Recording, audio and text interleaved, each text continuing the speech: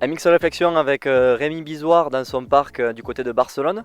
Donc Rémi, moi j'ai plusieurs questions en tant que crossman, pilote de ligue. Le freestyle c'est vraiment nouveau pour nous, c'est un milieu qu'on connaît pas vraiment.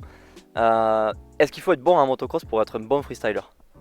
Ah, bah, ça aide énormément parce que bon, on est basé sur des sauts, donc si vous n'avez pas la technique pour sauter correctement, ça va pas trop. D'accord, et physiquement le motocross, nous on sait vraiment ce que c'est, on sait vraiment ce que ça implique comme effort physique. En freestyle, est-ce que tu as besoin d'une bonne condition physique pour faire du freestyle? Bah, après, c'est comme tous les sports, il faut s'entraîner, mais au niveau de la condition physique, c'est sûr que bah, c'est différent, mais c'est moins important que le motocross. Je veux dire, en motocross, vous avez des manches qui durent très longtemps et il faut avoir de la caisse et il faut avoir du roulage que nous, après plusieurs jours d'entraînement, déjà on se sent bien sur la moto et les runs, c'est que quelques secondes, c'est 90 secondes, donc forcément, c'est complètement différent. Est-ce qu'il faut prendre de la cocaïne pour être un bon freestyler?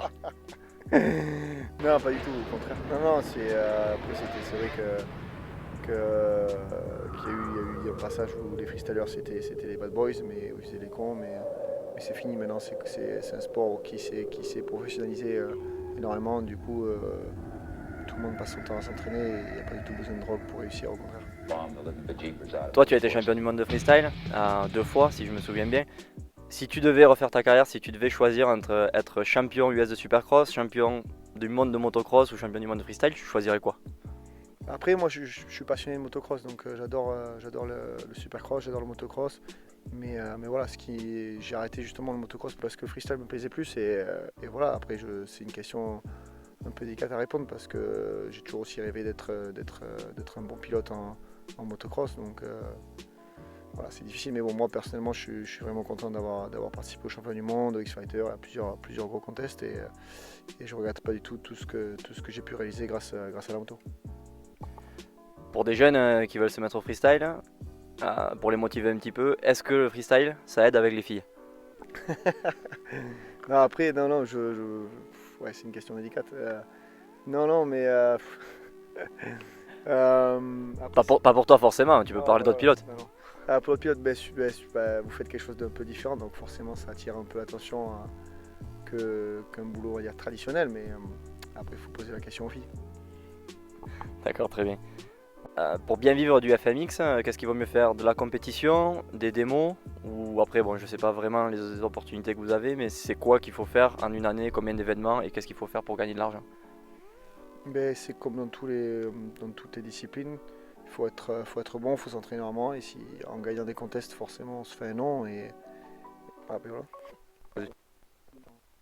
Donc ouais, pour gagner de l'argent, faut faire, si tu arrives à faire les deux, si tu arrives à faire les contests et les shows, c'est très bien.